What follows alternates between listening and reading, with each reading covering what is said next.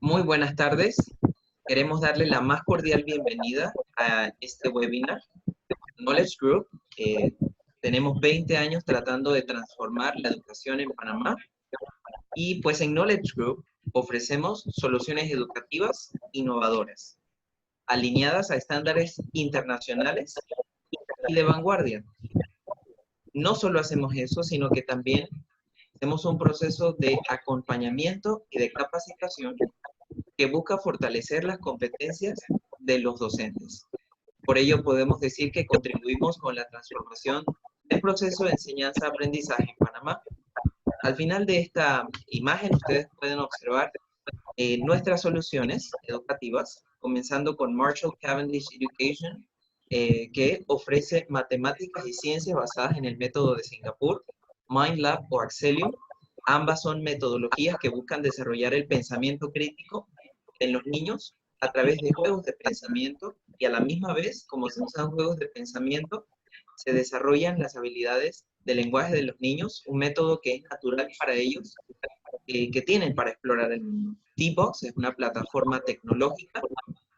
También tenemos robótica, las certificaciones de Adobe, Microsoft Office Specialist, que son las certificaciones de Microsoft, y también inglés interactivo con Dynamo. Ahora, ¿quiénes somos nosotros? ¿Quiénes estamos acompañándoles en este webinar? ¿O cuál es el tema del webinar de hoy? Bueno, el tema del webinar para esta tarde es estrategias para mantener estudiantes motivados en entornos virtuales. Ese es nuestro tema para hoy, el que vamos a estar abordando en este webinar.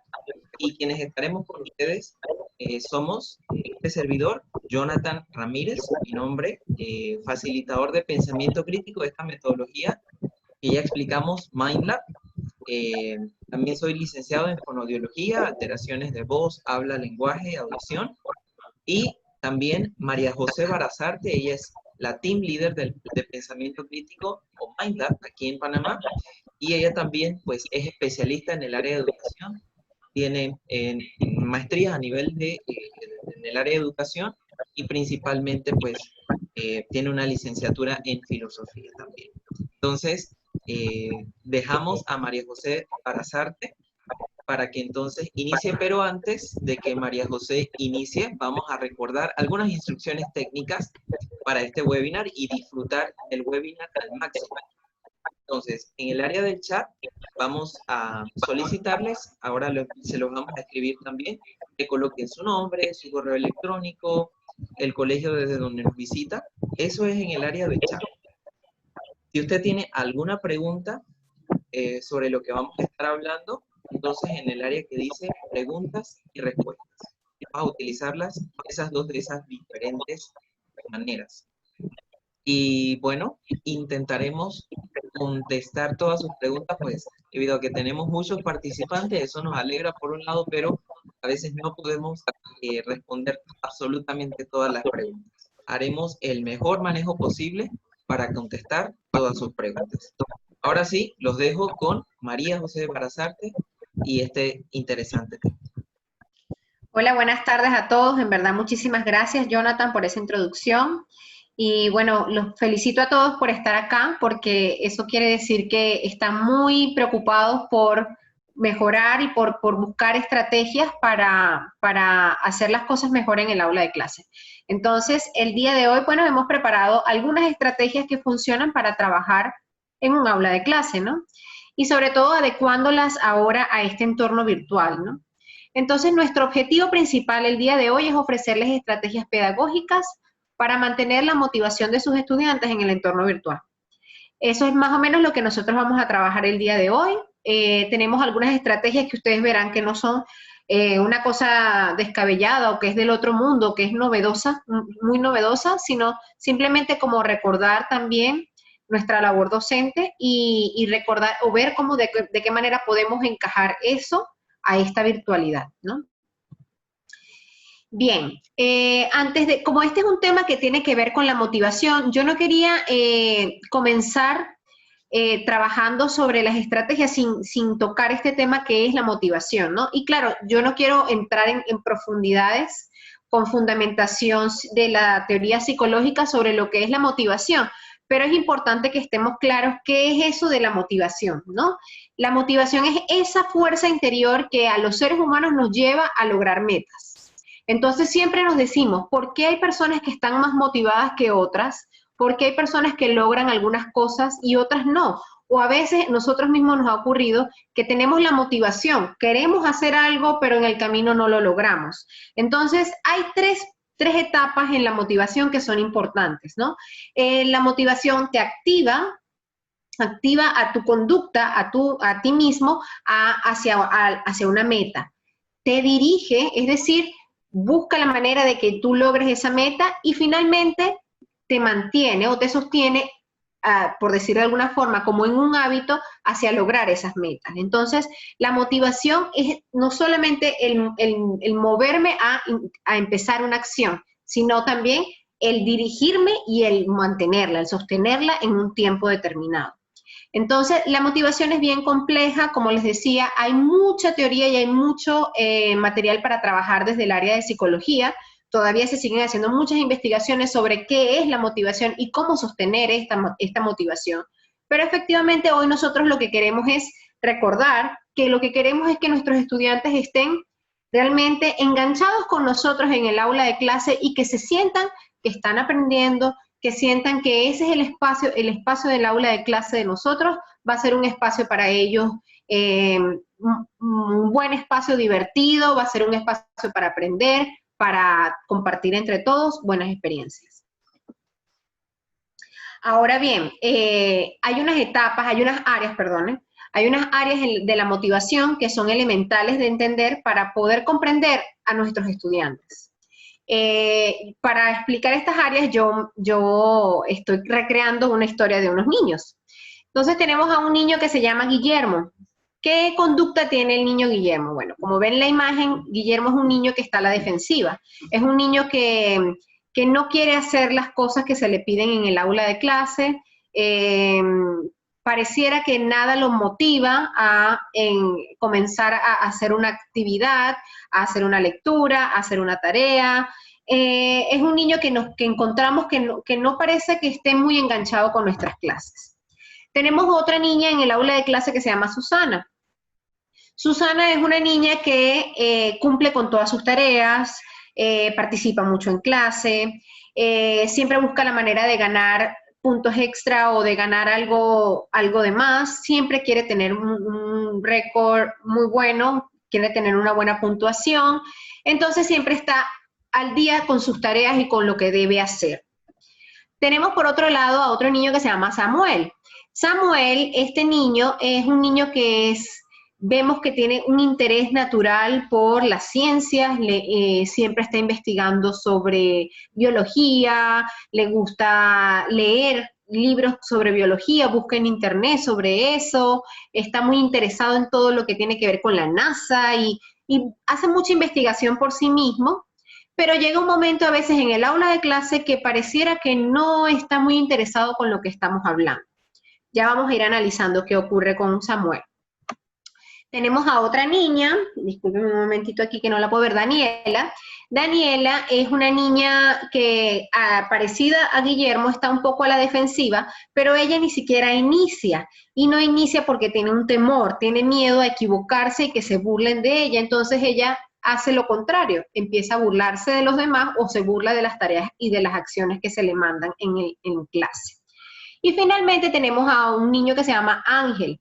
Ángel es un niño que podemos decir que es un poco ansioso, tiene padres que son muy buenos profesionalmente, quiero decir, trabajan temas que pueden darle apoyo a él en abordar mejor esos temas, pero él tiene miedo al fracaso y como tiene miedo al fracaso a veces se bloquea, sobre todo cuando vienen los exámenes o cuando viene algo que requiere algún tipo de examinación.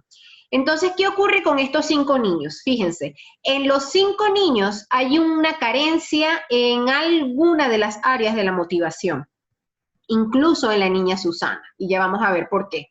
Las áreas de la motivación son las siguientes: opciones. ¿Qué quiere decir las opciones? que cuando yo voy a iniciar cuando yo me planteo una meta, el que yo elija hacer algo dentro de muchas opciones, dentro de un abanico de opciones que yo tengo, el que yo elija lo correcto hacia que me ayude a mí a esa meta, ese es el principio o la primera área que tenemos de la motivación, el elegir entre varias opciones.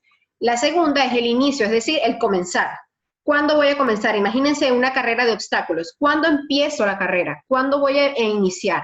Ese proceso del inicio en la motivación es importantísimo porque es lo que realmente va a desencadenar que luego me mantenga en ella, ¿no? La intensidad. ¿Eso qué quiere decir? ¿Qué tanto empeño, qué tanta energía yo le dedico, qué tanto invierto yo en esta acción que yo estoy llevando a cabo para lograr mis metas? ¿Qué tanto yo estoy involucrando de mí mismo en esta acción que yo voy a hacer? ¿Lo hago porque lo tengo que hacer o realmente lo hago pensando en que lo quiero lograr esa meta? ¿Cómo la voy a lograr? La perseverancia es el mantenerme en un tiempo, plantearme metas a corto plazo o a largo plazo y seguir ciertos pasos para poder lograrlos. Y finalmente, los pensamientos y sentimientos. Esto es algo que a veces dejamos por debajo de la mesa, sobre todo en el área de educación, que no pensamos que es tan importante que el niño se sienta realmente, que entienda que por qué está logrando, por qué por qué hay que hacer esta tarea, por qué es importante esto que estamos haciendo, que estamos trabajando, que estamos conversando en esta clase, porque el hecho de que yo piense o cómo yo me sienta con respecto a una acción, a una actividad que yo estoy ejecutando, me va a hacer que yo me alinee un poco más y me mantenga en dirección hacia mi meta. Entonces vamos a analizar cada uno de estos niños con respecto a sus áreas de motivación. En el caso de Guillermo, como yo les decía, Guillermo no hace las tareas, Guillermo siempre está como perdido, no trajo los materiales, no ha hecho nada. En el caso de él, podemos ver que están todas las áreas de la motivación involucradas. ¿Por qué? Porque para comenzar no elige correctamente, no trae la tarea, no se dedicó a hacer las cosas, no trajo sus materiales, entonces no va a haber una continuidad porque de entrada él no escogió, él no eligió el hacer lo que tenía que hacer. Y uno va a tener, por supuesto, un inicio, que va a ser el comenzar a hacer una acción, ¿no? En el caso de Susana, Susana sí elige correctamente, sí da inicio a sus acciones, sí le da buena intensidad, pone todo su empeño en hacer lo que va a hacer, es perseverante, hace todo lo que debe hacer, pero en el área de pensamientos y sentimientos, realmente ella no se encuentra comprometida con lo que está haciendo. Ella simplemente hace esto porque sabe que va a ganar un 5 o que va a ganar algún tipo de recompensas al final de esta acción. Entonces no hay, ya veremos más adelante qué pasa, pero no hay una motivación genuina y que lo que ella está haciendo, lo está haciendo es para obtener otra cosa. Entonces es un medio para obtener algo más. En el caso de Samuel, podríamos decir que tiene todas y también podríamos decir que no tiene ninguna. ¿Por qué? Porque todo depende de la opción. Si él elige en realidad comenzar una actividad, comenzar o estudiar sobre algo, lo va a hacer, va a iniciar, va a tener intensidad, va a tener la propia perseverancia, va a tener sus pensamientos y sentimientos enfocados hacia su acción. Pero, ¿qué pasa si a él no le interesa lo que vamos a ver o lo que vamos a estudiar? Entonces definitivamente él no va a tener ninguna de estas áreas activas en esa actividad como tal. En el caso de Daniela, como les decía al principio, ella tenía un temor al fracaso desde el comienzo, mucho miedo, que lo que hace es, de alguna manera, proyectar una burla hacia los demás porque piensa que los demás se van a burlar de ella porque no sabe hacerlo, lo que se le está pidiendo hacer. Entonces, en el caso de ella, no dará inicio, quizás elija hacerlo porque tiene que hacerlo, pero no dará inicio como debe ser, no le va a poner la intensidad ni la perseverancia como debe ser y obviamente sus pensamientos la bloquean, entonces no va a tener una motivación genuina hacia el éxito, ¿no? Y finalmente, Ángel, como decía, es un niño que es un poco ansioso, tiene un poco de temor también a fracasar, entonces, en el caso de los exámenes y todo lo que es examinación, entonces este niño también, al empezar bloqueándose, no va a lograr una buena ejecución, no va a elegir correctamente, no va a iniciar como debe ser y no va a tener una intensidad adecuada. Y puede que sus pensamientos y sentimientos hacia lo que va a hacer sean positivos, pero si las demás cosas que debe a la ejecutoria no se llevan como debe ser, el niño no va a lograr las metas y probablemente fracase en el examen por ese temor que tenga al fracaso. Bien, esta era como la parte más teórica con respecto a la motivación, que podemos resumirlo también ahorita para términos de nosotros en educación en dos tipos de motivación que nos interesan, la intrínseca y la extrínseca, ¿verdad? En el caso de la intrínseca voy a tomar de ejemplo al niño Samuel. ¿Qué pasa con el niño Samuel? Él tiene unos intereses, unos desafíos, unas capacidades intrínsecas, es decir, que él dentro de él tiene un interés genuino sobre algo. Eso es lo que lo mueve a él a buscar más sobre eso que a él le interesa.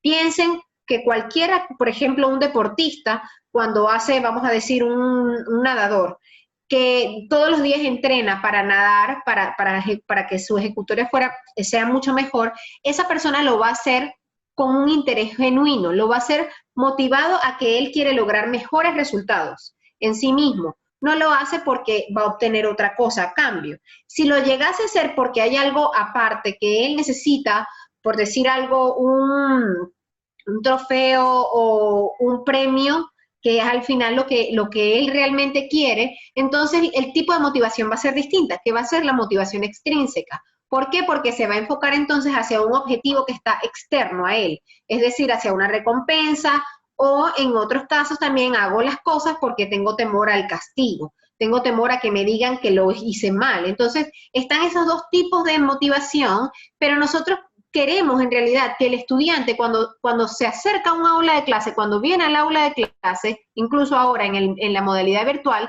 no se sienta que está obligado porque tiene que estar en un aula de clase, sino que él sienta que ese es un espacio también para él, que sea el espacio de querer estar allí, compartir con sus compañeros, compartir con su maestro, aprender todos los días. Porque el aprender, si no hay una emoción al inicio del querer aprender, de tener esa curiosidad que los niños tienen de buscar cosas, si el niño no sigue en esa búsqueda del conocimiento intrínseca, ¿qué va a hacer? Simplemente va a estar en una aula de clase por querer ganar un punto. Y a veces es necesario, no seamos tampoco idealistas y creamos que los niños siempre van a tener una motivación intrínseca.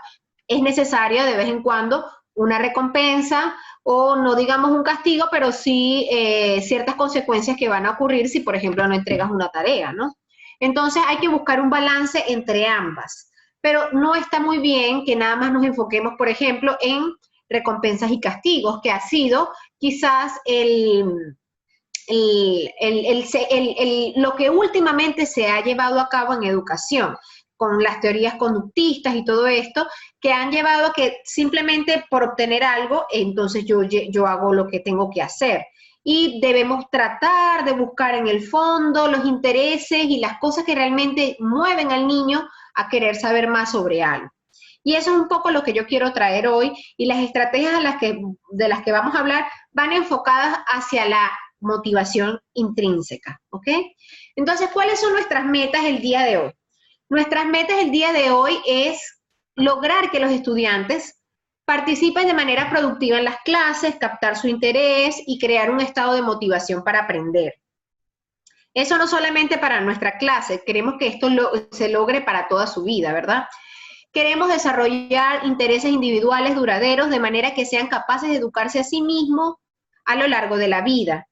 Ese es nuestro propósito como maestros. Queremos que ellos aprendan a aprender y que ellos sigan en el aprendizaje por lo largo de su vida. Y por último, que sean reflexivos, que piensen con profundidad acerca de lo que estudian. Esto es de Bloomfield, Puro y disculpen, Mergen-Dollar en 1992. Ahora bien, antes de pasar a las 10 estrategias que les tenemos para motivar a los estudiantes en el aula de clase, yo quería ver voy a revisar ahorita, si hay algún tipo de preguntas. Jonathan, ¿me ayudas? Para ver si hay algún tipo de preguntas que podamos resolver antes de meternos con las estrategias en sí. Entonces, como les decía, esta primera parte era un poco más teórica era un poco como ubicarnos de qué estamos hablando cuando hablamos de motivación y cómo vamos a motivar realmente, ¿no? De qué tipo de motivación estábamos hablando. Entonces, esta era la parte, digamos, de fundamentos, de principio, y que ahora sí vamos a entrar a la parte práctica para ver cuáles son esas 10 estrategias que vamos a utilizar.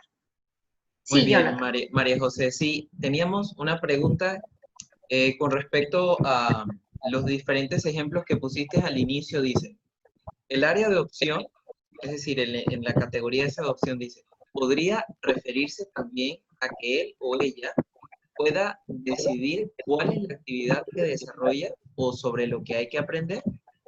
Exacto. Es que específicamente en esa área, el área de opción, como les decía, es como el estar pensando, sin pensar que vas a hacer algo. Y de repente dijiste, bueno, yo quiero hacer esto, lograr esto. Obviamente, cuando estamos en educación, el que plantea esas metas somos nosotros los maestros, ¿no? Decimos, vamos a aprender sobre el sistema solar. Entonces, para aprender sobre el sistema solar, vamos a hacer un proyecto. Entonces, nosotros ya les damos la opción a los estudiantes. Ahora, el estudiante acepte esa opción y que la acepte de forma positiva y que diga, me interesa este proyecto, sí lo quiero hacer, o quizás que proponga ante esa idea de hacer un proyecto, quizás proponga, maestra, podemos quizás también incorporar este tipo de cosas ante el proyecto, podemos hacerlo a través de una plataforma en específico. Entonces ya allí él está eligiendo, es una elección, es una toma de decisiones, el principio de la motivación. Entonces siempre nos dicen que la toma de decisiones es como el último punto donde ya escogimos y ya nos aceptamos eso que viene. Pero a partir de aquí, de la toma de decisiones, es que realmente vamos a empezar a ver cómo se van dando los 3 puntos de la motivación, que es la activación, que sería este primer punto, después el mantener, el dirigir y al final mantener una conducta. No sé si respondí a la pregunta. Creo que sí, María José. Muchas gracias. ¿Alguna otra pregunta por allí? ¿No? Por el ¿Podemos momento seguir? no. Ok, bien. Entonces, después más adelante vamos a abrir otro espacio para responder preguntas referentes a lo que vienen a ser las estrategias.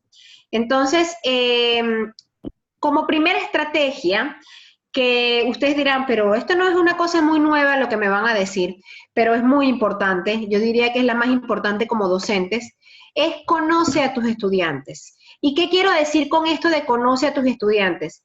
Interésate por saber cuáles son sus intereses, qué cosas los mueven a ellos, qué cosas les llaman la atención. Busquemos niños como Samuel. En un salón de clase hay muchos Samuel y todos son como Samuel, todos tienen un interés. Hay que buscar que ese interés que ellos tienen, nosotros de alguna manera podamos utilizarlo para nuestras clases.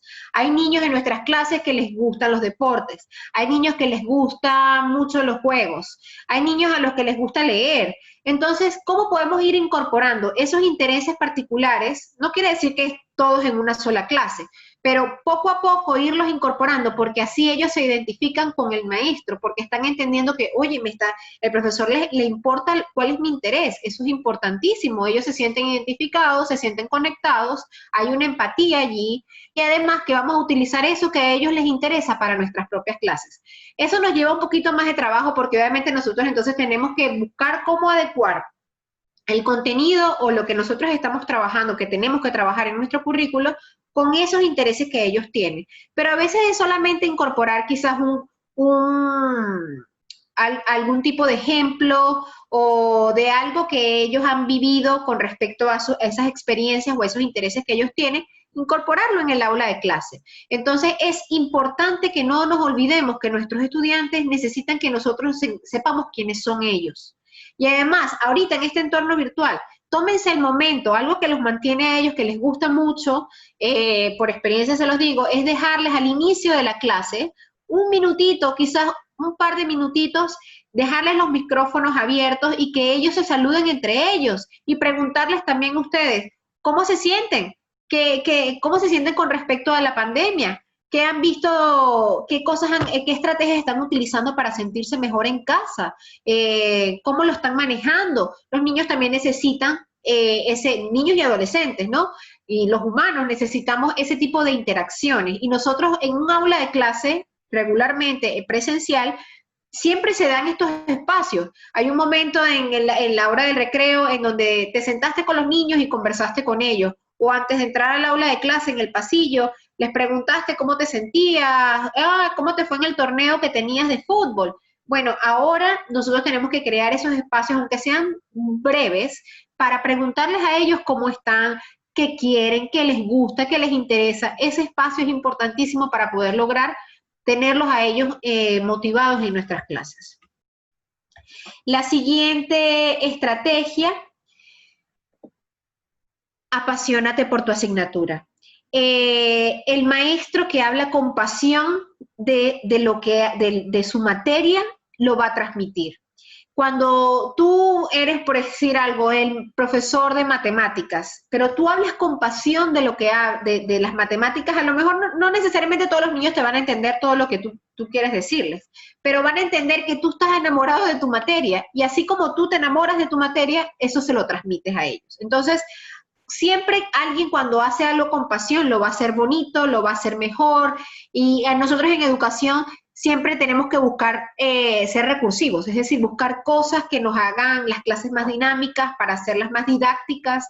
Entonces, el maestro que muestra que le gusta lo que está haciendo, y yo aquí entiendo que hay muchas cosas y muchas vertientes de las que podemos hablar en este punto nada más, porque sabemos que hay muchas cosas externas que nos están afectando, no solamente ahorita con respecto a la pandemia, sino a nivel social, a nivel de todos los sentidos, que nos afectan a nosotros a veces a recordarnos por qué nosotros somos maestros, por qué nosotros estamos en una materia como la que estamos dando, por qué la materia que yo doy es tan importante.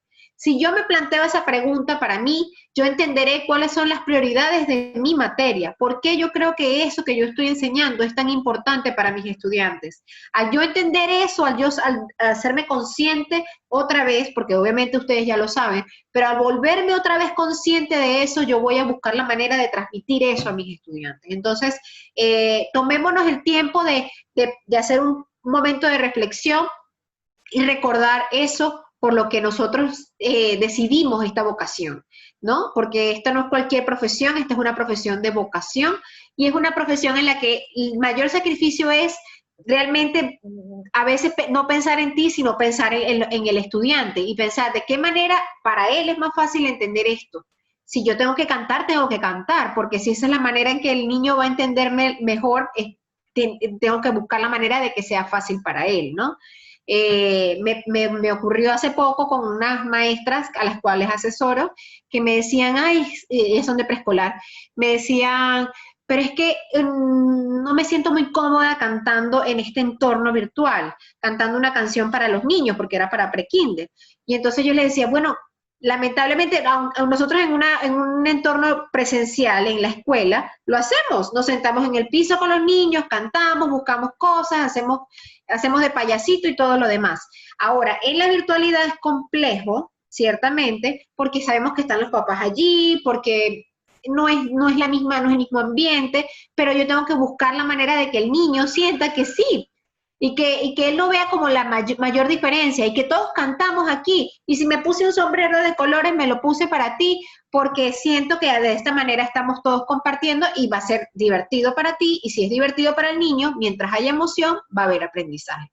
Entonces, esto es importantísimo, como les decía, recordar qué fue lo que me hizo a mí ser un educador, ser docente, por qué soy un maestro, qué es lo que me apasiona, por qué estoy aquí, ¿no?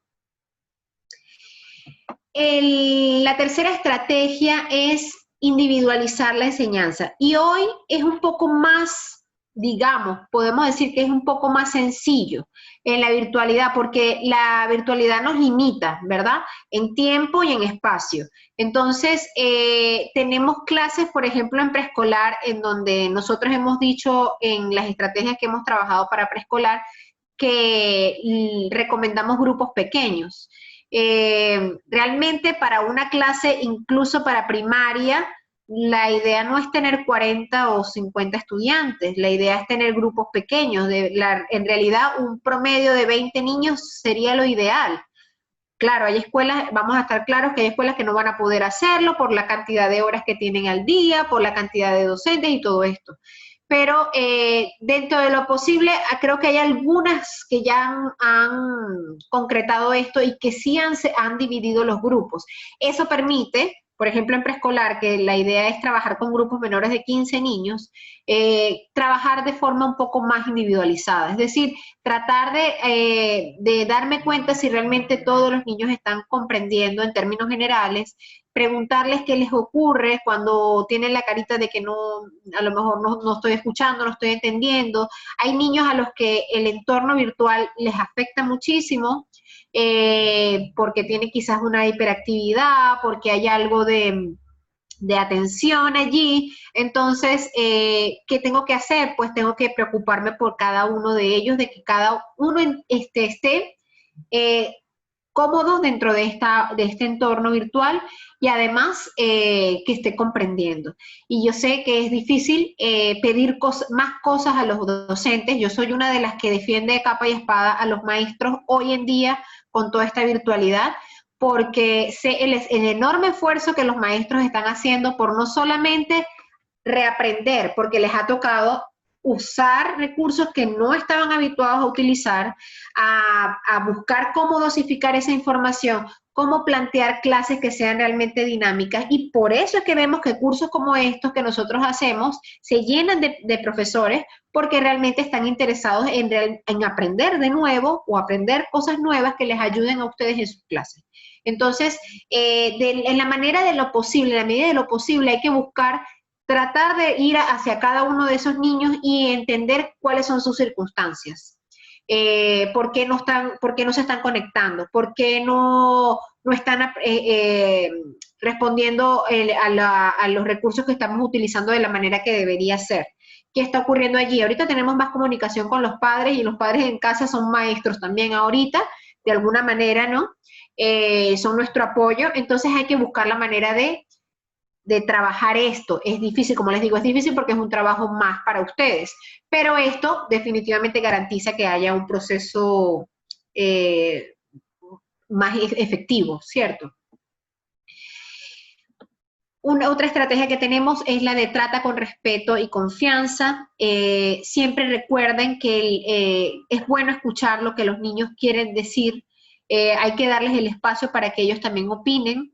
No todo el tiempo que van a decir lo que quieran decir, hay que crear esos espacios para que ellos puedan decir con respeto qué cosas piensan que puede ser mejor, o cómo, de qué forma podemos, qué aspectos podemos incorporar en una clase, qué cosas les gustaría a ellos ver en un aula de clase, porque de allí podemos nosotros nutrirnos para hacer las cosas mejor. Eso es algo importantísimo. Como les decía, no está muy desvinculado de lo que hablábamos antes de apasionarnos de nuestra vocación, porque el que se apasiona con su vocación va a hacerlo con respeto y con confianza, y va a lograr eso en sus estudiantes, que confíen en él o en ella. Otra estrategia es la de implicar. ¿Qué quiere decir implicar? Implicar significa que el estudiante es responsable de su propio aprendizaje. Desde muy pequeños el niño tiene que entender que él está aprendiendo, pero aprende también porque quiere. Él, si no busca la manera, si su mente no se dispone hacia el aprendizaje, no va a aprender. Entonces, el implicarlos es hacerlos responsables a ellos, hacerlos de alguna manera que ellos también tengan el control sobre lo que estamos haciendo. ¿Cómo podemos hacer eso? Más adelante yo voy a hablar de algunos recursos específicos, pero por ejemplo, cederles a ellos de vez en cuando el control en el Zoom ante una actividad donde ellos tengan que hacer algo. Entonces son ellos los que van a, como digamos, no dar la clase, pero van a ser ellos los que mandan por cierto momento en el aula de clase, y eso les permite a ellos ser de alguna manera los responsables de eso. Entonces ahí los estamos implicando, los estamos involucrando a ellos en su propio aprendizaje. No solamente que sean un recipiente que recibe. Recuerden que hoy la teoría que sigue andando como de las mejores teorías pedagógicas es el constructivismo. Entonces, ¿qué queremos nosotros en el aula de clase? Que el estudiante se sienta realmente responsable de su propio aprendizaje, que entienda que él debe aprender por su propia cuenta, que él debe recoger todos estos recursos que nosotros como docentes le damos, pero que a fin de cuentas él solo va a lograr ciertos aprendizajes porque realmente se hace responsable de ellos. Otra estrategia es mantener altas expectativas. Cuando yo creo, fíjense la imagen que les coloqué allí el maestro está viendo a la estudiante y no la ve como una estudiante y ya, él está viendo ya a una astronauta. O sea, él está viendo en ella potencia de las cosas que puede lograr, no en actos, sino en potencia. ¿Qué tantas cosas puede llegar a ser ese estudiante que tenemos en nuestras aulas? Siempre acuérdense del efecto Pigmalión. Si no lo han escuchado antes, es que cuando nosotros empezamos en un aula de clase, nosotros a veces creemos que por alguna conducta que algún estudiante pueda tener, podemos como clasificarlo de alguna manera y decir, este niño es muy bueno, es muy inteligente, o puede decir también, este niño no tiene ningún interés, como los que veíamos en el ejercicio que vimos de motivación, de las áreas de motivación, como Guillermo, el niño que no hacía nada, que no empezaba las tareas, no hacía las tareas, no traía los materiales, no hacía absolutamente nada en el aula de clase.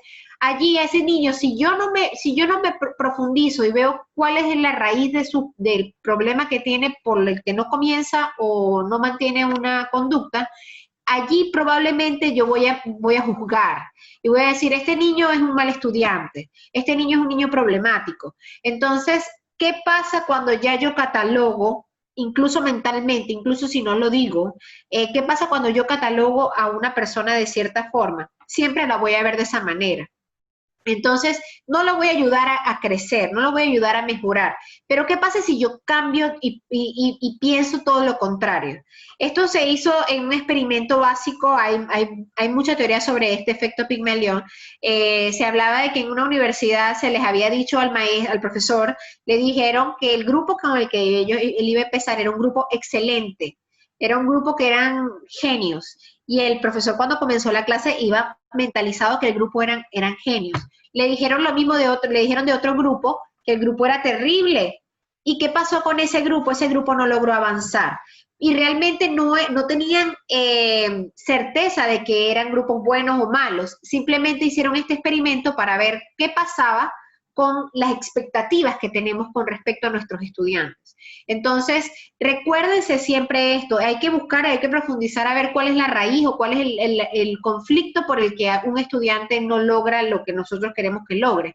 Pero nosotros tenemos que ir con altas expectativas de ellos. Es decir, creer que ellos lo pueden lograr. Hoy, los padres, yo les pediría a los padres que tengan altas expectativas con respecto a sus hijos ahorita en esta virtualidad, porque ustedes ya han escuchado algo de negativismo con respecto a esto, no, que los niños no aprenden porque no están en el mismo entorno, porque no tienen la misma cantidad de horas, porque el contenido, porque una cantidad de cosas. Y yo recuerdo varias veces que se lo hemos dicho a papás, hemos conversado esto con otros maestros, y la cosa no es la cantidad de horas o la cantidad de contenido, sino la calidad. Entonces, lo importante hoy, si el Meduca está haciendo una priorización del currículo, probablemente ese currículo deba todavía priorizarse aún más, porque hay aspectos que son muy elementales que deben ser tratados, y sobre todo ahorita en un entorno virtual. Ahorita es el momento para trabajar habilidades blandas, ahorita es un momento para trabajar flexibilidad de pensamiento. Esos son aspectos que nosotros no podemos dejar de lado.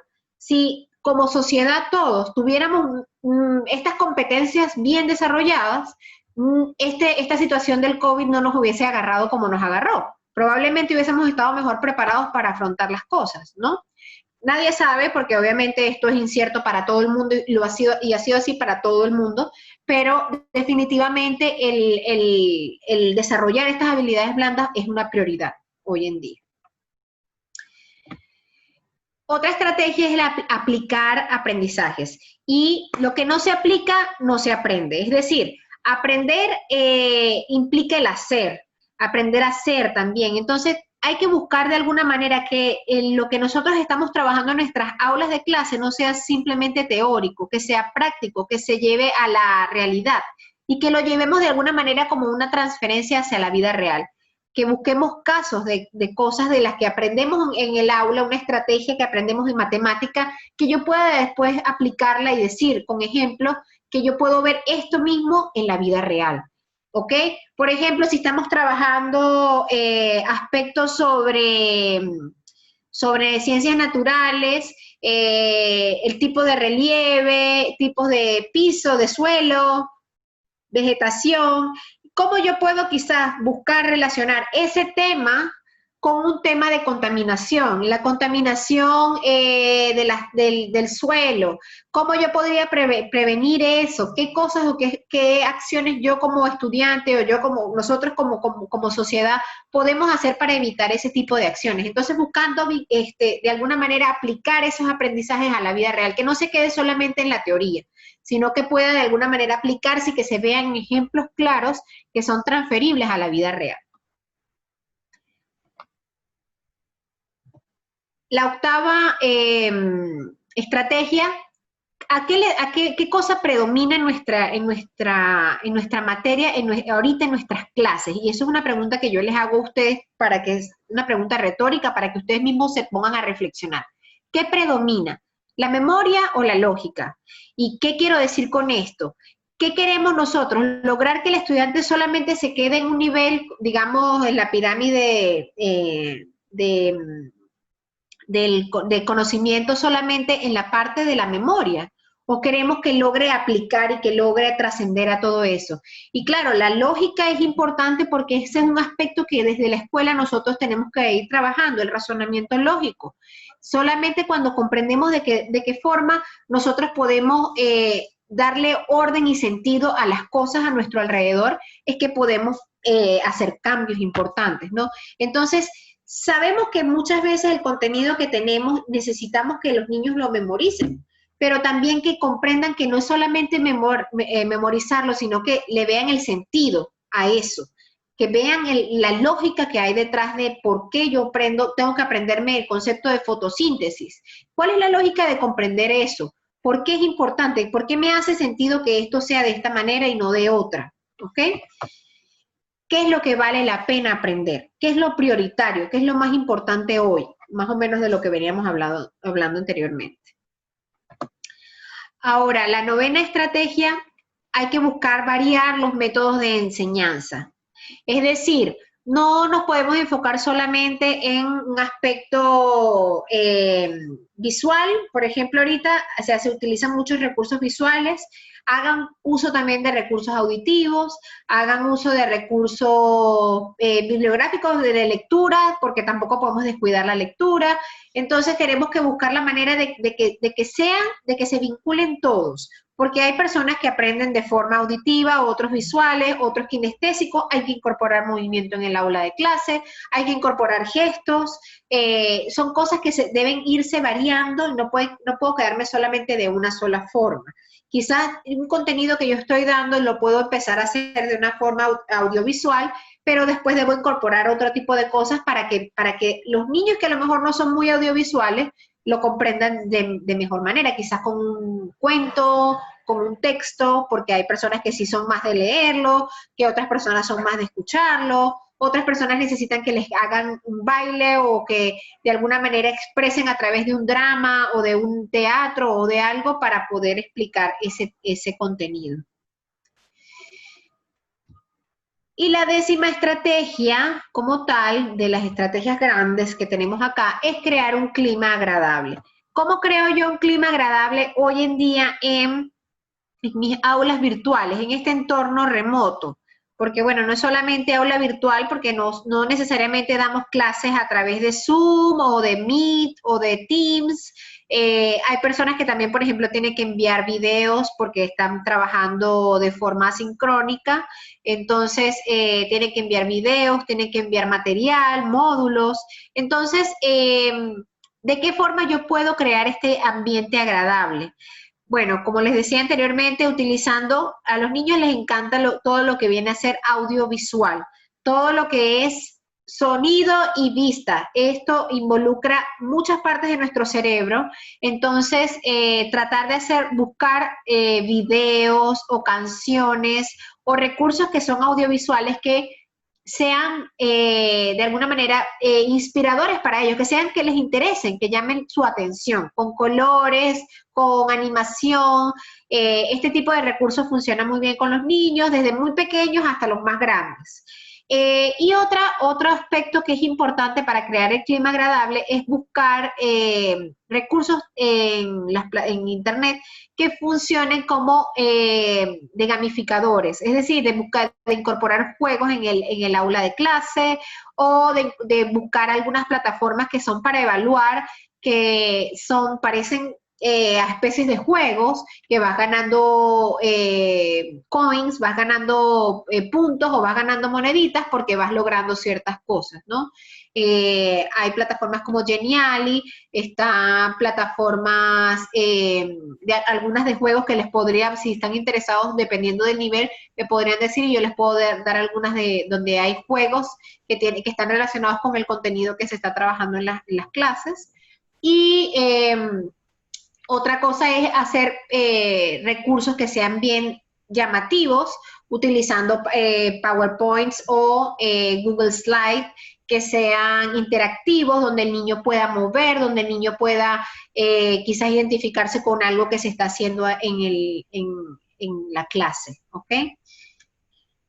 Y ahora sí vamos a ir específicamente con algunos recursos que yo les estoy mostrando acá, que pueden ir incorporando en sus clases para hacerlas más dinámicas, para mantener a sus niños motivados. No sé si quieres, antes de esto, Jonathan, ¿hay preguntas para resolverlas antes de continuar con los recursos? Por ejemplo, teníamos una pregunta que pudimos responder de manera escrita. Por ejemplo, nos comentaban aquí, María José, también comparto la respuesta que di para el público. Dice, María nos comparte cómo podemos hacer eso de individualizar la enseñanza. En el aula de clases de manera presencial se hace difícil porque los grupos son numerosos.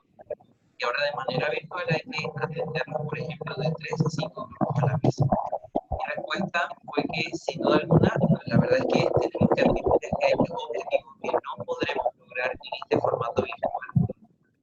También tenemos que admitir Dependiendo, porque fíjense que allí en ese punto era lo que les decía, en preescolar se está trabajando, incluso esto es un mandato incluso del mismo Meduca, de trabajar grupos pequeños. No puedes trabajar con más de 15 niños en preescolar, no está bien, porque necesitas tener realimentación con ellos, hay que estar en contacto con ellos inmediato, y si tienes 20 niños o más de 20 niños en el aula de clase es imposible hacer eso, porque todos van a hablar al mismo tiempo, todos van a estar y va a ser difícil manejarlos. Entonces, hay grupos, hay escuelas en donde sí se está trabajando esto de dividir los grupos en grupos más manejables. Si ese llegase a ser el caso, es porque realmente se están dando cuenta que este entorno propicia eso, porque yo puedo ver en una pantalla, en la pantalla completa, si yo la pongo en modo mosaico, yo puedo ver a cada uno de mis estudiantes y yo puedo darme cuenta cómo se siente ese niño, y a medida que van trabajando yo voy recibiendo, por ejemplo, si estamos trabajando a través de una plataforma de evaluación, por ejemplo en Socrative, de alguna manera ya de una vez yo recibo la información de lo que ellos están haciendo, entonces yo de alguna manera puedo darme cuenta de si el niño en específico está trabajando, está entendiendo o no está entendiendo. Hay algunos recursos que yo les voy a mostrar ahorita que me ayudan a ir identificando eso. Pero individualmente, obviamente, me tengo que dedicar más tiempo a poder trabajar individualmente, pero sí tengo que buscar la manera de que no deje de perder de vista a alguno. ¿Ok? Porque ciertamente en el aula presencial es más difícil, pero yo creo que aquí de alguna forma, como tenemos un ambiente, digamos, controlado, con algunas plataformas, yo podría crear esos espacios para darme cuenta de qué está pasando. Y además tengo una comunicación, para bien o para mal, una comunicación directa con los papás. Entonces, al estar allí, en esa comunicación tan permanente con ellos, yo de alguna manera tengo que estar, es individualizado. O sea, aquí nosotros los maestros nos estamos volviendo tutores ahorita, porque tenemos que ir caso por caso. Hay papás que nos escriben para decirnos, mi niño no está entendiendo esto, entonces tengo que hacerlo de alguna manera individualizado, me guste o no, ¿no? Sí, Muy bien, María José, de acuerdo. Fíjate que también nos preguntan estrategias para estudiantes de bachillerato, ¿no? Sabemos que tú tienes sugerencias muy particulares para estudiantes de bachillerato que la verdad funcionan muy bien con ellos, que no funcionan tanto con los pequeños, ¿no? Sí, sí. Ahorita yo voy a hablar de recursos y si quieren me recuerdas, por si acaso no lo digo, me recuerdan otra vez para traer a colación esos aspectos que podemos trabajar con los más grandecitos. Que no son unas estrategias muy generales, tampoco que piense que no estamos inventando el agua tibia, pero son Exacto. algunas cosas que funcionan muy bien con ellos. Entonces, no sé si quieres, comenzamos ya con los recursos para que vean más concretamente de qué manera podemos mantener motivados a los niños. Sí, estoy de ¿Sí? acuerdo, María José, para que avancemos en este caso. Bien. Ok, incorporar movimiento en el aula de clase. Esto es sobre todo preescolar, primaria, sobre todo con ellos, porque con los grandes, bueno, ya ahí ya vamos a ver otra cosa. Incorporar movimiento. ¿Cómo incorporamos movimiento con los pequeños? Empiecen la clase y díganles que se paren, vamos a hacer unos movimientos, vamos a levantar los brazos, vamos a mover los brazos, manos a la derecha, mano a la izquierda, vamos a escondernos, vamos a aparecer, vamos a volvernos a esconder. De alguna manera hay que incorporar este movimiento, aunque sea un minutito, es un minutito en el que ellos van a reírse y es importante que ellos se rían en una clase porque sienten que entonces, oh, esta clase fue divertida, ustedes pensarán que a lo mejor después no van a poder volver a la clase, pero sí, si vuelven, esto es algo que se va haciendo una rutina cuando lo vamos trabajando con, ¿cómo se dice? Siempre, de alguna manera lo vamos haciendo un minutito en la clase para buscar este espacio para que ellos tengan algún tipo de actividad. El uso de consignas. Nosotros en pensamiento crítico, en los programas que trabajamos en pensamiento crítico, hemos incorporado algunas rutinas, digamos, que nosotros les llamamos consignas, que es para que los niños estén habituados ante, cuando nosotros decimos esto, ellos van a hacer esto. Por ejemplo, cuando queremos que ellos presten atención, porque va a ser algo muy importante lo que vamos a decir, nosotros les decimos en español clase, clase, y ellos dicen sí, maestra o sí, maestro. En inglés utilizamos class, class, y ellos dicen yes, yes. Ellos saben que después de eso va a venir una importante instrucción o algo que va a ser muy corto, pero que ellos tienen que escuchar muy bien porque les llamamos la atención, pues. O algo así como, hey, aquí estoy, voy a decir algo muy importante. Otra consigna que nosotros utilizamos cuando finalizamos alguna actividad es pam, pararam, pam. Y ellos dicen pam, pam. Estas son consignas que hay que trabajar con ellos en todas las clases hasta que ellos se habitúan y ya saben que son así. Tenemos otras, por ejemplo, para el silencio. Si todos tenemos los micrófonos abiertos, que yo pienso que en algunas clases es necesario tener todos los micrófonos de todos los niños abiertos para poder darme cuenta si están allí, si realmente me están prestando atención. Y si hay mucho ruido, entonces le hacemos manos arriba, cascadas, todos. Shh, y todos tienen que hacer el sonido. Shh, shh. Esto es una consigna, ya ellos saben, manos arriba, cascadas. Shh. Como les digo, es algo que se va practicando siempre. Otra consigna que utilizamos es la de, no, es otra que ya les voy a mostrar más adelante. Pero por ahora esas tres funcionan bien en preescolar y en primaria, ¿ok? Para el silencio, para traer a ellos la atención y para finalizar una acción. Termina la acción, pam, pararam, pam, pam, pam.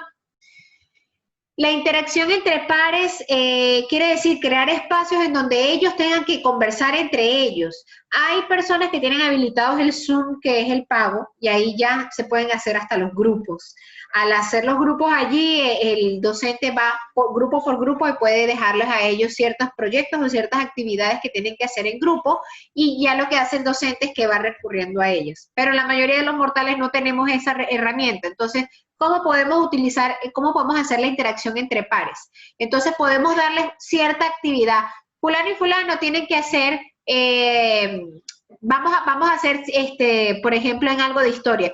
Tú vas a leer esto y lo vas a interpretar de esta manera. Entonces ustedes dos, a ver, ¿cómo lo harían? Fulanito es tal y fulanito es tal.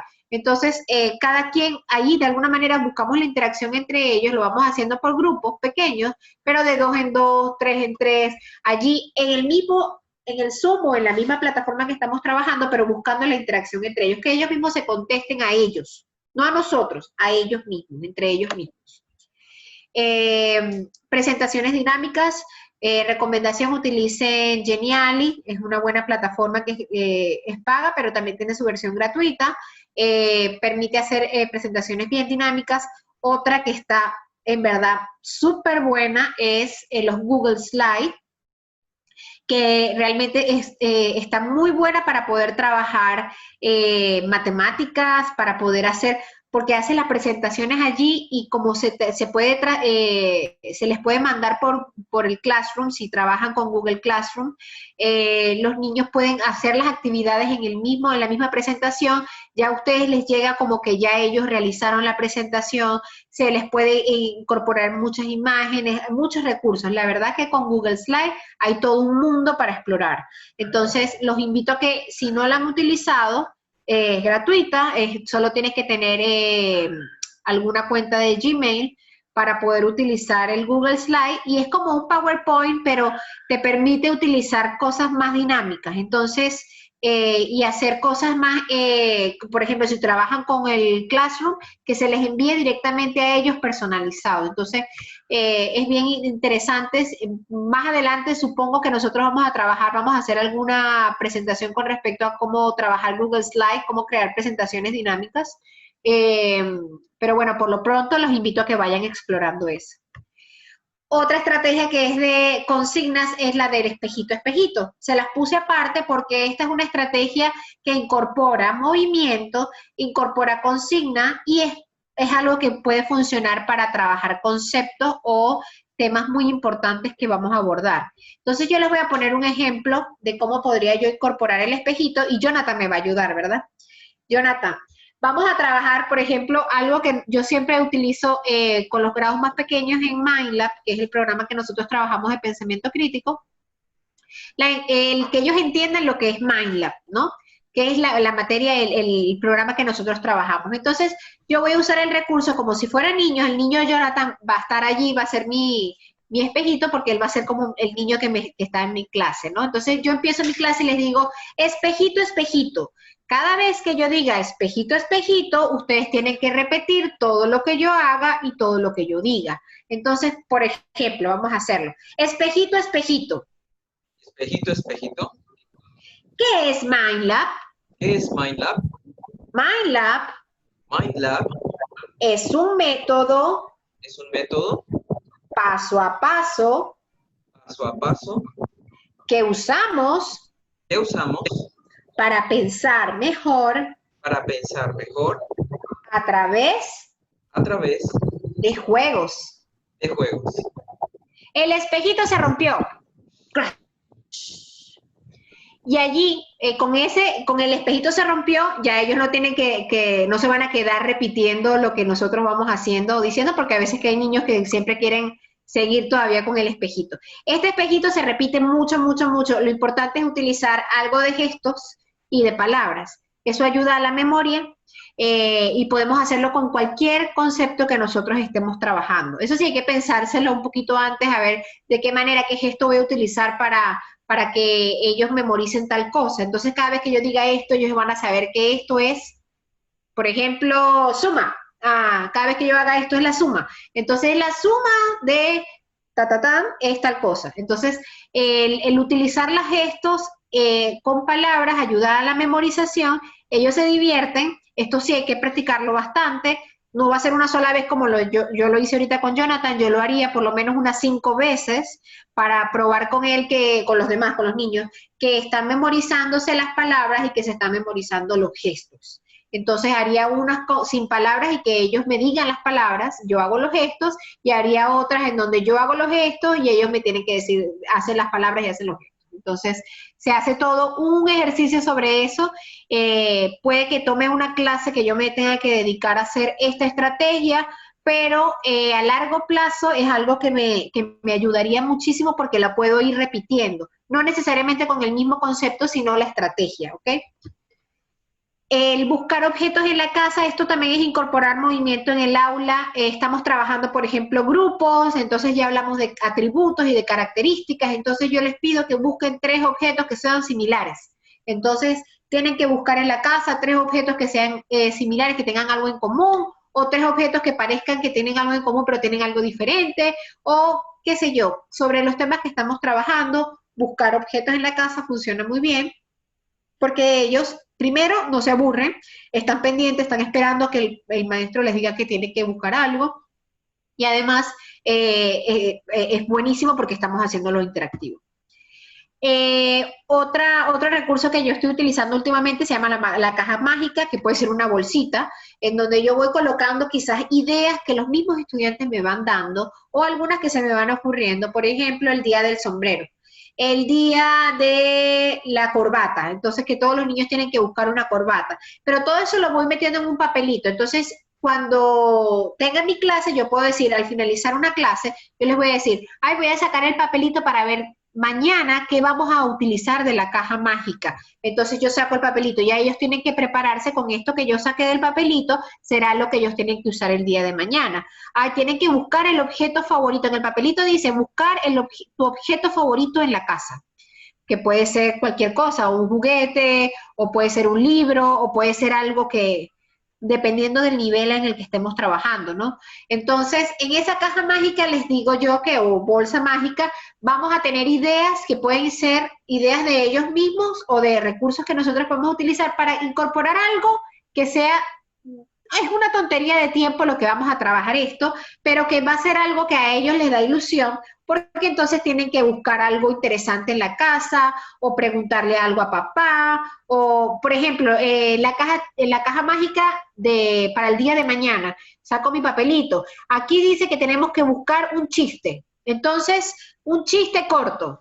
Entonces, para mañana todo el mundo prepare un chiste. Entonces, ellos tienen que preparar o buscar un chiste y al día siguiente, cuando empieza la clase, los primeros 5 minutitos de la clase, entonces eso puede ser un activador de la clase, el que nos contemos todos el chiste, los que lo prepararon, porque hay niños que no lo van a hacer, o nada más escogemos unos cuantos y ya nos contamos los chistes y ya seguimos con la clase. Eso, ¿qué hizo? Creó un espacio en donde hubo conexión con los estudiantes, nos conocimos un poco, echamos un relajito así, todos nos reímos, hicimos un chistecito y ya continuamos con la clase.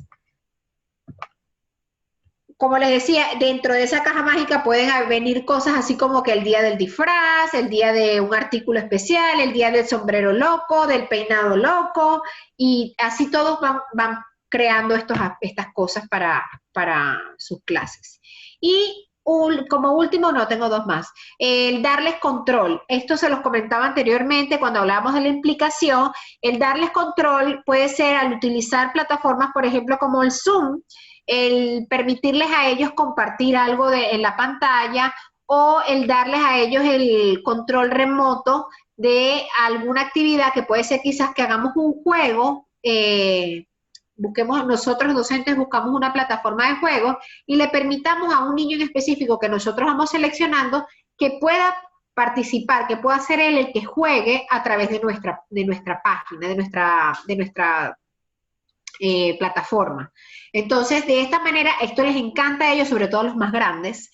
Esto es una estrategia que yo utilizaría a partir de tercero en adelante, que permite a ellos que se sientan que tienen control, pero es un control, obviamente, entre comillas, o sea, ellos están siendo controlados por nosotros porque nosotros podemos en cualquier momento quitarles a ellos ese control, ¿no? Y esto se va trabajando poco a poco. Acuérdense que queremos irnos ganando también su confianza. Entonces, al ir haciendo ciertas cosas con ellos van a sentirse más cómodos y van a hacerlo de forma genuina, lo van a ir haciendo con responsabilidad porque saben que si no lo hacen como debe ser, no va a haber una estrategia como esta en un futuro, ¿no?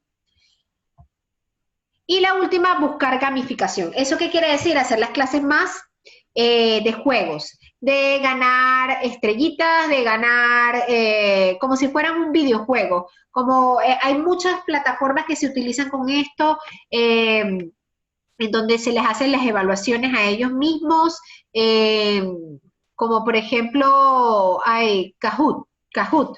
Es una de las que trabaja con gamificación. Lo que quiero decir con gamificación es que incorporen juegos e interactividad en sus clases. Que ellos sientan que están ganando cosas cuando se conectan a tiempo, por ejemplo. Que estamos... sí, ganando y de alguna manera recompensa con esto. Aquí obviamente estamos trabajando con este aspecto, la motivación extrínseca, ¿cierto? Porque estamos ganando recompensas y todo esto, pero es algo a lo que los niños están habituados porque ellos juegan videojuegos y juegan estas plataformas que ya ellos saben que si logran ciertas cosas van a obtener una recompensa al final. Entonces, ir incorporando algunos aspectos de la gamificación en sus clases ayuda muchísimo, pero como les digo, controlado, buscando un equilibrio porque no queremos que solamente piensen que van a ganar cosas, sino que ellos sientan realmente que están en este espacio porque quieren. Entonces, como les digo, al utilizar este tipo de cosas, ellos se van sintiendo más entusiasmados de, viene mi clase, quiero ir a mi clase, me gusta estar con mi maestra porque mi maestra incorpora cosas nuevas, siempre hay un momento para reírnos, siempre hay un momento para hacer algo de movimiento, hay un momento de las caras locas, todos nos quedamos congelados. Entonces, este tipo de cosas ayuda a que las clases sean también dinámicas para ellos. No tiene que ser solamente hablar de contenido, como les decía, hoy más que nunca la prioridad no es hablar de un contenido abstracto, hoy más que nunca es hablar de temas de habilidades blandas, de respeto, de responsabilidad, de pensamiento flexible, de planificar cosas, de pensar críticamente, de hacernos preguntas sobre las cosas que vemos, de reflexionar sobre las cosas que vemos a nuestro alrededor. Algo que nos ayuda a nosotros a mantenernos en contacto directo en el momento con los estudiantes es mantener una evaluación formativa. Cuando yo me refiero a esta evaluación formativa, a esta retroalimentación continua, es buscar aspectos que me ayuden a mí a identificar si los niños están comprendiendo. Aquí hay algunas herramientas que ya por el tiempo no voy a entrar en detalle de todas, pero son recursos que si ustedes están interesados en ellos y si no han estado en otra de mis charlas, porque siempre los envío, se los puedo mandar por correo. Jonathan, por favor, escribe mi correo allí en el chat para que lo tengan allí, me escriben y yo les mando este documento que habla sobre cada una de estas herramientas. Pero en general, ¿qué son las herramientas? Los palitos con nombre los utilizamos quizás antes para hacer grupos. Hoy en día yo les diría que utilicen, quizás no necesariamente tienen que ser los palitos de lado, pueden ser hasta hacer como papelitos de colores con cada nombre de su estudiante y podemos ir sacando al azar. El día de hoy le tocó a Ana. Ana, cuéntame cómo te sientes hoy. Que sea algo que no sea de exponer al estudiante, no tienen que ser preguntas relacionadas directamente con el tema que estamos trabajando, pero eso incorpora a los estudiantes y ellos están a la espera a ver si sale el papelito suyo o si sale el palito de ellos. Las pizarritas es para que ellos vayan anotando, puede ser papel blanco, en el que ellos vayan a anotar, quizás ustedes les van a hacer preguntas, es una dinámica que van a utilizar, entonces cada uno tiene que mostrar en su papelito blanco la respuesta que ellos creen que es. Las luces de aprendizaje tienen que crear en una clase 3 foquitos con distintos colores, el verde, amarillo y rojo, y el rojo significa no estoy entendiendo. Entonces el estudiante lo utiliza cuando no cree que no está entendiendo o tiene una duda. En el amarillo quizás no le interesa mucho lo que estamos haciendo y en verde es que están entendiendo y les gusta lo que están haciendo. O cómo se sientan, todo depende de cómo ustedes lo quieran manejar. Puede ser para ver si la comprensión o puede ser para ver cómo se sienten con respecto a lo que están aprendiendo. Y aquí fíjense que no estamos exponiendo a nadie porque cada niño con su camarita lo que hace es que muestra su foquito y ya. No tiene que explicar por qué se siente de esa manera o por qué escogió ese color. Simplemente ya nos da a nosotros un indicio de cómo se sienten o cómo están comprendiendo lo que estamos trabajando. Y asimismo también podemos trabajar con las tarjetas de ABCD, que cada una de ellas puede ser para una respuesta, puede ser como para respuestas múltiples, algún tipo de ejercicio que hagamos entre todos, en donde cada uno va mostrando su tarjetita para respaldar alguna respuesta. Voy a hacer un resumen acá, uno que de esta es mi favorita, el ticket de salida. El ticket de salida me permite a mí darme cuenta si los estudiantes comprendieron lo que trabajamos en la clase, y es que antes de irse, antes de darles yo el ticket de salida, ellos me tienen que decir qué aprendieron, en una frase corta, que sea algo cortito. Aprendí sobre la memoria. Muy bien, ya te puedes ir. Aprendí sobre lo que sea que para ellos haya sido importante y relevante en esa clase. Como les dije, las otras que están aquí, todas las que están acá se las puedo mandar al correo si a ustedes les interesa. Bien, ¿qué necesitamos finalmente para motivar en una clase? Necesitamos una clase dispuesta, y para mantener a una clase dispuesta hay que buscar estos recursos que mantengan a los niños enganchados. Necesitamos, disculpen, un maestro que sea paciente, es decir, que sabe que hay días buenos y hay días malos. Hay días en los que esto funcionó y puede que este recurso que yo estoy utilizando me funcione muy bien con un grupo, pero con el otro grupo no me funcione.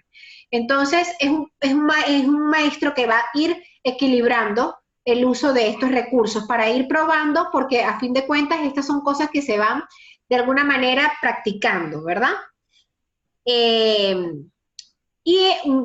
Necesitamos un trabajo desafiante, es decir, que los niños se sientan que lo que se les está haciendo, lo que ellos van a hacer, sea, no digo difícil, quiero decir es que sea desafiante, o sea, que sea un challenge, que sea un reto para ellos, que ellos se sientan con la energía y con el ánimo de querer lograr esas metas, ¿ok? Y finalmente que sean tareas auténticas. ¿A qué me refiero yo con esto? Que sean cosas que puedan vincular a la vida real. Cuando es auténtico es porque yo puedo entender la conexión que hay entre lo que yo aprendo y lo que me espera la vida real, ¿ok? En la vida real no hay separaciones entre esto es matemática, esto es español y esto es ciencias. Con lo que aprendimos en la escuela, en la universidad, a lo largo de nuestra vida y con nuestra experiencia, nosotros nos enfrentamos a lo que hay en la vida, ¿verdad? Entonces, queremos que nuestros estudiantes sean integrales y que puedan entender esto que yo aprendí en mi clase me sirve a mí para hacer esto. Entonces, no nos olvidemos nunca de eso, esa es como nuestra prioridad, ¿ok? Ahora, ante las preguntas que un niño que se siente desmotivado puede ser, por ejemplo, ¿puedo hacerlo? O sea, los niños que se sienten, no, yo no creo que yo pueda hacerlo. ¿Qué debemos nosotros como docentes hacer? Fomentar esa confianza y expectativas positivas. Recuérdense de las expectativas, creer que él sí puede hacerlo. Ante la pregunta del niño, ¿quiero hacerlo? ¿Realmente está en mí el querer hacerlo? ¿Tengo el deseo de llevarlo a cabo? Buscar apreciar el valor del aprendizaje, que lograr en él que entienda que el aprendizaje es algo bueno, que esa curiosidad que todos los niños, con la que todos los niños nacen, hay que seguirla fomentando. ¿Qué debo hacer para tener éxito? El niño que se pregunta, ¿cómo puedo ser exitoso? Porque no me creo que sea exitoso. ¿Yo qué debo hacer? Lograr que se permanezca enfocado en su tarea. Porque siempre al ir logrando paso a paso cada cosa, yo voy a lograr mi meta. Y finalmente, pertenezco a este salón de clase, y esto es muy importante porque muchas veces los niños que se encuentran desmotivados es porque no se encuentran todavía, no se sienten que están en un ámbito en donde los demás lo respetan o confían en él. Entonces, ante esto, ¿qué debemos hacer nosotros como docentes? Fomentar la integración del grupo con actividades colaborativas, buscar que ese niño se integre más, buscar que se sienta que este es su grupo, que es su casa. Entonces, estos son aspectos importantísimos que no debemos olvidar. Y esto, ya para finalizar, ya estoy finalizando, nosotros le preguntamos a algunos niños qué les gustaría a ellos ver en una clase virtual. Y esto fue lo que ellos nos dijeron, que nos deje saludarnos. O sea, que los maestros los dejen saludarse, que el maestro les cuente un chiste de vez en cuando, que nos enseñen a su maestra, a su familia o a su mascota, o alguien o algo especial de su casa. Que nos muestren fotos de cuando estaban en la escuela, que los maestros les mostremos fotos de cuando estábamos en la escuela o cuando estábamos pequeños. Y clases personalizadas. Algunos niños quieren que les den clases para ellos solos. Obviamente no podemos lograr todo esto, pero fíjense que estas son cosas que los niños, ustedes pregúntenle a sus niños qué les gustaría a ustedes en una clase virtual para ver qué recogen, qué cosas dicen esos niños, qué les gustaría a ellos ver en esas clases, ¿verdad? Y ver un video porque, bueno, hay clases que son muy teóricas y que los niños quieren es ver más cosas audiovisuales. Por eso es que hay que buscar un equilibrio entre esas dos cosas, ¿ok? ¿Qué no debe faltar en una clase? Que la información se presente de forma asociativa, que una cosa no esté desvinculada con otra, que matemáticas no se desvincule de español, que ciencia no se desvincule de matemáticas, que ellos vean conexiones, que el cerebro trabaja mejor o recuerda mejor el inicio y el cierre. Es decir, que en sus presentaciones el inicio debe ser bien poderoso y el cierre debe ser en verdad más poderoso todavía. Recuerden siempre recoger lo que los niños ya aprendieron con ese ticket de salida, con qué aprendiste hoy, qué te llevas hoy de esta clase. Lo que no se aplica se olvida. Hay que buscar de alguna manera que lo que aprendieron lo pongan en práctica. Y la emoción es la clave del aprendizaje. Si los niños no se emocionan, si un niño no sonríe en tu clase, es muy difícil que el niño no esté, sobre todo con los niños, no debe estar a lo mejor muy entusiasmado de la clase. Estos son aspectos importantes de la neuroeducación. Fíjense que eso que vemos en el centro es un cerebro que está, todas las partes de su cerebro están activas porque es un cerebro que está jugando ahorita un videojuego. Nosotros tenemos que buscar la manera de que ese cerebro se ilumine de esa manera cuando está en un aula de clase. Y sí se puede hacer, no es imposible. Es posible, solamente que hay que incorporar estos elementos de movimiento, consignas, actividades que no necesariamente están involucradas con el tema que estamos trabajando, pero que permite que los niños tengan ese espacio para relajarse, para divertirse, para ver que el aprendizaje es divertido y es interesante. Para mejorar el aprendizaje es necesario mejorar la enseñanza. Y bueno, eso fue todo por hoy. Estos somos nosotros, esto es Knowledge Group. En verdad, muchísimas gracias a todos los que participaron el día de hoy. Y bueno, cualquier duda que tengan, estoy ahorita ya para responderlas. Así que, no sé, Jonathan, si tienes me ayudas con eso. Sí, muchas gracias, María José. La verdad, muchas gracias a todos ustedes también. Como pueden ver, pues trabajamos para tratar de transformar la educación, ¿verdad? Y estas son algunas de nuestras redes sociales. Al final ustedes van a observar nuestro canal oficial en YouTube, que es Knowledge Group-Educación, y allí van a encontrar todos nuestros webinars grabados. Este webinar, una vez que lo grabemos, pues se subirá a este canal para que ustedes lo puedan disfrutar con más calma.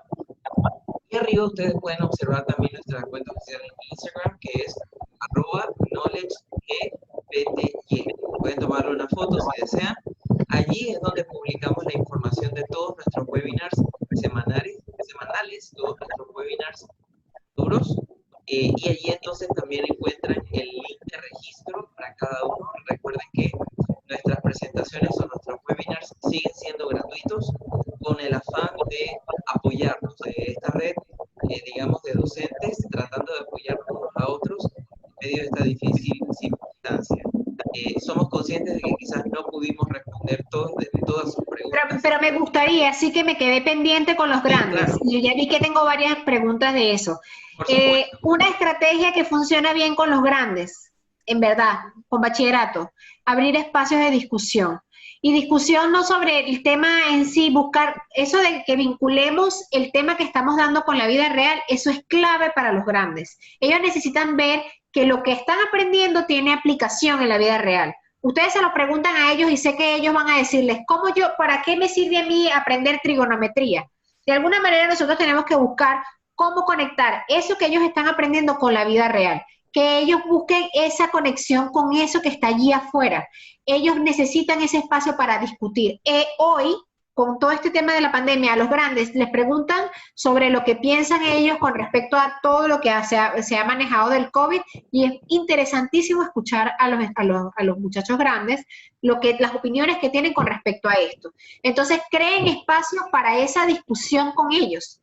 Eso es, diría yo, que la mayor estrategia es darles a ellos voz para ese tipo de discusiones importantes sobre la vida real, sobre temas de valores, aunque no sea su clase sobre valores.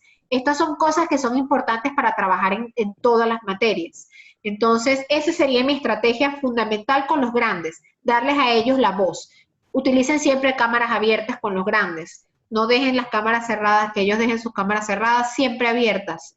¿Por qué? Porque hay que verlos allí, que realmente estemos en clase y que ellos sientan que de alguna manera los podemos vincular, podemos estar allí. Entonces, pregúntenles a ellos, busquen con ellos ese momento para hacer esas discusiones. Es importantísimo, es una buena estrategia que funciona muy bien con ellos. Muchas gracias, María José, porque la verdad, lo que María José dice, pues funciona bastante bien. Ya a los chicos más grandes les gusta entrar en discusiones sobre temas específicos. Incluso se pueden traer a preparar temas de antemano y decirle, esta vez o esta clase vamos a hablar de este tema, mírate esta película, este video corto, léete este párrafo de este libro. Y es lo que ha hecho María José siempre con los más grandes, y pues soy testigo de que funciona muy bien. A ellos les gusta involucrarse en temas de discusión que pues requieran de habilidades de pensamiento crítico, ¿verdad? Y de que tengan que expresar su opinión, la postura de ellos. Es algo que funciona muy bien y pues se puede utilizar en los temas variados que se utilicen en las clases. Así que Así bueno, es. sabemos que nos extendimos un poquito más. Algunos nos estaban diciendo, María José, que de hecho fue muy corto, imagínate.